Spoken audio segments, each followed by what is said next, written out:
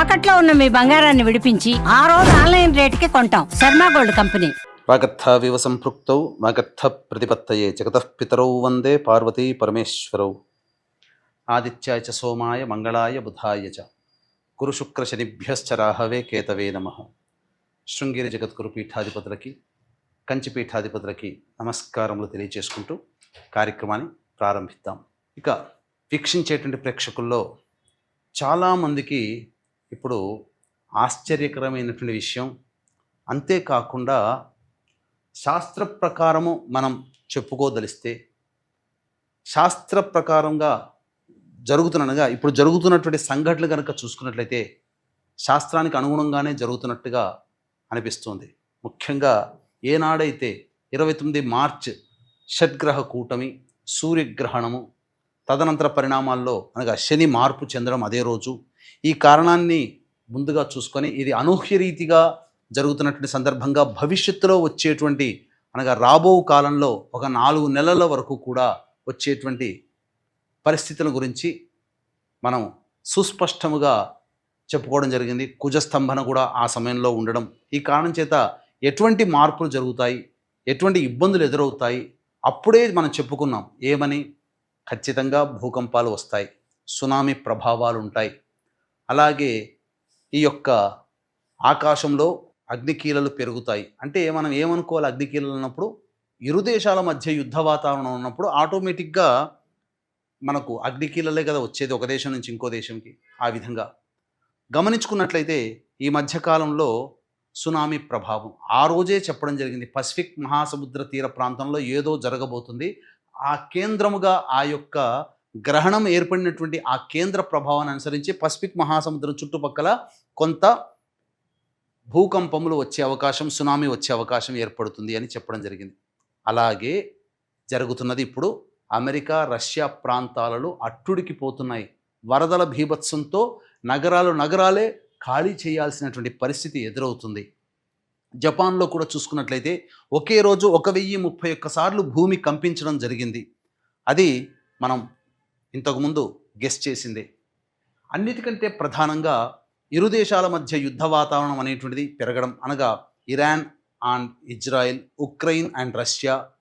అన్నిటికంటే మించి ఆశ్చర్యకరమైనటువంటి వింత ఏమిటంటే చాలామంది ఆ రోజు 29 మార్చి కంటే ముందు ఈ యొక్క వీడియోలు చేసినప్పుడు గ్రహణాలు అనేటువంటివి మన భారతదేశానికి ఇవి కావు, కాబట్టి మన భారతదేశంలో ఏర్పడలేదు, కాబట్టి మనకేమీ ఆపద రాదు అని చెప్పడం జరిగింది. కానీ చాలా చోట్ల సుస్పష్టంగా గ్రహణముల యొక్క ప్రభావము, షడ్గ్రహ ప్రభావము మరియు శని మార్పు కేవలం ఆ యొక్క దేశాలలో మాత్రమే కాదు, ప్రపంచవ్యాప్తముగా విశ్వవ్యాప్తముగా మార్పు జరుగుతున్నటువంటి కారణం చేత మన భారతదేశము కూడా అతీతము కాదు అనేటువంటి ఒక విషయాన్ని సుస్పష్టంగా చెప్పడం, తద్వారా దాని యొక్క ప్రభావం ఏప్రిల్ నెలలో మనం పెహల్గాం దాడి ద్వారా ముష్కరుల చేతికి మన భారతీయులు 26 మంది పైగా ప్రాణాలు కోల్పోవడం జరిగింది. అలాగే మన భారతదేశం కూడా ధీటుగా సమాధానం చెబుతూ ఆ యొక్క సంబంధించినటువంటి ఆస్తులని నష్టం చేయడం జరిగింది. ఇవన్నీ కూడా శాస్త్ర ప్రకారం ముందుగా ఏర్పరచబడినటువంటివే. మధ్యలో కూడా మళ్ళీ సమయం దొరికినప్పుడు కొన్ని విపరీతమైనటువంటి ధోరణులు ఈ యొక్క సమాజంలో ఏర్పడబోతాయి. ముఖ్యంగా స్త్రీలు ఉన్మాదముతో ప్రవర్తించి కట్టుకున్నటువంటి భర్తలని, కన్న బిడ్డలని తోసిరాజని విపరీతమైనటువంటి ధోరణులకి వెళ్ళిపోతారు. స్త్రీపరమైనటువంటి వివాదాలు ఎక్కువగా జరుగుతాయి అనేటువంటివి మనం చెప్పుకోవడం జరిగింది. మార్చి 29వ తారీఖు దారభ్యత ఈ రోజు వరకు కూడా, భవిష్యత్తులో కూడా ఇంకొక 2 నెలల వరకు కూడా ఇదే పరిణామాలు చోటు చేసుకోబోతున్నాయి. దీనికి ఏమీ అతీతం కాదు. చాలామంది కామెంట్స్ రూపంలో ఇంకా ఎప్పటి వరకు ఇటువంటి ఇబ్బందుల్ని మేము చవి చూడాలి, ప్రపంచవ్యాప్తముగా మనకు ప్రశాంతత లేని జీవితాన్ని ఎలా మనం ఇంకా గడపాల్సి వస్తుంది, ఇంకా నిద్రలేని రాత్రులు ప్రపంచ దేశాలన్నీ కూడాను పొందాల్సిందేనా, దీనికి మాయ అనగా దీనికి తరుణోపాయం లేదా అనేటువంటిది విషయాలు చాలామంది కామెంట్స్ రూపంలో అడగడం, ఆ కామెంట్స్ రూపంలో బాధ్యతగా స్వీకరిస్తూ ఈ యొక్క వీడియో చేయడం జరుగుతుంది. అనగా మనం ఇంతకుముందే ఒక నెల రోజుల కిందటనే ఈ సుమన్ టీవీ ప్రసార మాధ్యమం ద్వారానే మనం తెలియచేయడం జరిగింది. ఈ రకమైనటువంటి సునామీలు కానీ, భూకంప తీవ్రతలు కానీ, అలాగే ఈ యొక్క దేశాల మధ్యన ఏ దేశాలైనప్పటికీ కూడా ప్రపంచవ్యాప్తంగా అనిశ్చితి అనేటువంటిది ఉండడం, తద్వారా యుద్ధ వాతావరణం అనేటువంటిది ఉండడం అనేటువంటిది జరగబోతుంది. ఇంకా దీని యొక్క ప్రభావము ఎన్ని రోజుల వరకు ఉండబోతుందనంటే దాదాపుగా సెప్టెంబర్ వరకు కూడా మనం సెప్టెంబర్ మాసాంతం వరకు కూడా మనం చవి చూడక తప్పదు. కాబట్టి జాగ్రత్తలు పాటించాల్సిందే. ఎందుకండి సెప్టెంబర్ వరకు అని అంటారా? ప్రధానంగా మనం గమనించుకున్నట్లయితే శని సంచారము, కుజ సంచార ప్రభావము ప్రధాన వేదికగా మనం గమనించవచ్చు. ఎందుకనంటే జూలై 13వ తారీఖు రోజున శని వక్రీకరించినటువంటి కారణం చేత అప్పుడు మళ్ళీ తన యొక్క సొంత నక్షత్రమైనటువంటి ఉత్తరాభాద్ర నక్షత్రంలో శని బలవంతుడై వక్రీకరించినటువంటి కారణం చేత ప్రధానంగా మీనరాశిలో ఉన్నప్పటికీ కూడా రాహుతో కలిసినటువంటి యోగాన్నే, పిశాచ యోగాన్నే ఈ శని మనకు ఇవ్వబోతున్నాడు. ఇది గుర్తుపెట్టుకోండి. మనకు స్థితిరీత్యా చూసినా శని మీనరాశిలో ఉన్నాడు, కానీ యాక్చువల్గా మనం చూస్తే శని వక్రీకరించినటువంటి కారణం చేత రాహుతో కలిసినటువంటి పిశాచ యోగ దోషాన్ని కూడా ప్రపంచవ్యాప్తముగా ఈ యొక్క గ్రహ సంచార ప్రభావంలో మనకు కలుగుతుంది. జూలై 13 నుంచి 2 అక్టోబర్ వరకు శని సంచారం ఉత్తరాభాద్ర నక్షత్రంలోనే వక్రీకరించినటువంటి కారణం చేత దుష్పరిణామాలు ప్రపంచవ్యాప్తముగా ఎదుర్కోక తప్పదు. ఇక అగ్నికి ఆజ్యం పోసినట్టుగా కుజుడు కూడా స్థితి పొంది ఉండడం, కుజుడు కన్యా రాశిలో స్థితి పొంది ఉండడం, ఈ కారణం చేత ఏమవుతుంది? ప్రధానంగా 28 జూలై నుంచి 12 ఆగస్టు వరకు ఉత్తర ఫల్గుని నక్షత్రంలో ఏర్పడబోతుంది. అందుకనే మీరు చూసుకున్నట్లయితే ప్రపంచవ్యాప్తముగా అనేక దేశాలు సామాజిక సంక్షోభంతో ఇబ్బందులు పడుతూ ఉంటున్నాయి. అనగా అధ్యక్షులు తీసుకునేటువంటి చపలచిత్త ధోరణితో కూడుకున్నటువంటి నిర్ణయాలు, అనగా సరైనటువంటి నిర్ణయాలు ప్రపంచవ్యాప్తంగా ఉన్నటువంటి దేశాధ్యక్షులు తీసుకోలేకపోవడం వల్ల ఈ యొక్క 28 జూలై నుంచి 12 ఆగస్టు వరకు అన్ని ప్రపంచవ్యాప్తంగా అన్ని దేశాలలో ప్రజలు సంక్షోభానికి గురవుతారు పాలకుల వల్ల అని గమనించగలరు.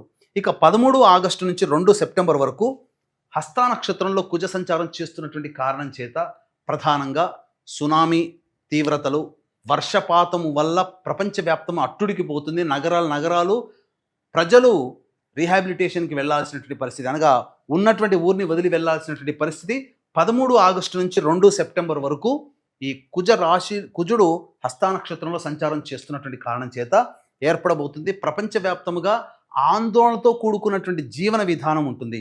ఇక 3 సెప్టెంబర్ నుంచి 12 సెప్టెంబర్ వరకు కుజుడు చిత్తా 1, 2 పాదాల్లో ఉన్నటువంటి కారణం చేత ప్రధానంగా ఏదేని దేశాల మధ్య మళ్ళీ యుద్ధ వాతావరణం 3 సెప్టెంబర్ నుంచి 12 సెప్టెంబర్ మధ్య కాలంలో ఏర్పడబోతుంది. కొన్ని ఇబ్బందికర పరిస్థితులు అనేటువంటి తలెత్తుతాయి.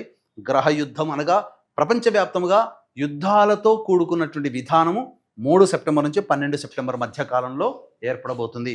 అందుకనే ఈ యొక్క సంబంధించినటువంటి సమస్యలు పరిష్కారం, అనగా ఈ యొక్క సంబంధించినటువంటి అనిశ్చితి తొలగిపోవడం కోసం అందరూ కూడా ఎటువంటి నిర్ణయాలు తీసుకోవాలి? దైవత అనుగ్రహాన్ని పొందే ప్రయత్నం చేయాలి.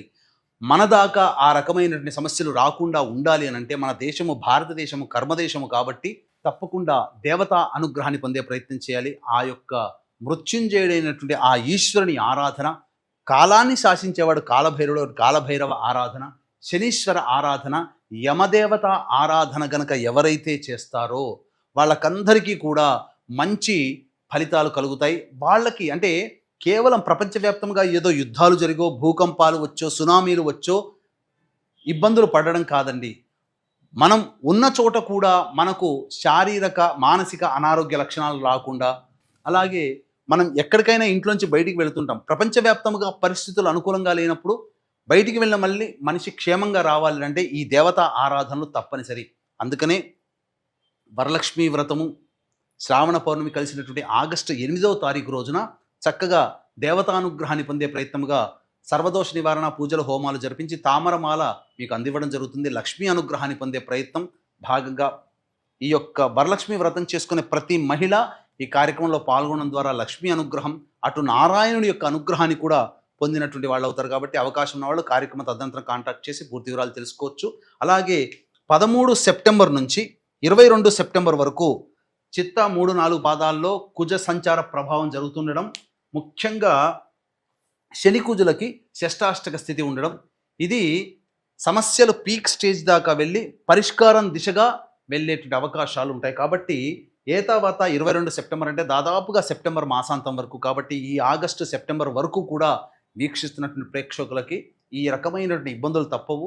అయినప్పటికీ కూడా దైవతానుగ్రహాన్ని పొందే ప్రయత్నం చేస్తూ మానవుడు కనుక ముందడుగు వేసినట్లయితే తప్పకుండా ఈ యొక్క గ్రహ సంచారం అనుకూలంగా లేదు, కేవలం దేశాల మధ్యన యుద్ధమో లేదా ప్రకృతి పరంగా వచ్చే ఇబ్బందులే అనేటువంటి దృష్టిలో కాకుండా మన దైనందిన జీవితంలో ఎటువంటి గొప్ప జాతకులకైనా ఈ గ్రహ సంచారం అనుకూలంగా లేదు కాబట్టి తప్పకుండా సమస్యలు అనేటువంటి ప్రతి మానవుడికి వస్తాయి, మీకు వస్తాయి, నాకు వస్తాయి. కానీ సమస్యల నుంచి బయటపడే మార్గం మాత్రం దైవానుగ్రహమే. కాబట్టి చెప్పిన విధంగా అందరూ దైవానుగ్రహాన్ని పొందే ప్రయత్నం చేయండి, తరించండి. సర్వం శ్రీ ఉమామహేశ్వర పరబ్రహ్మార్పణమస్తు.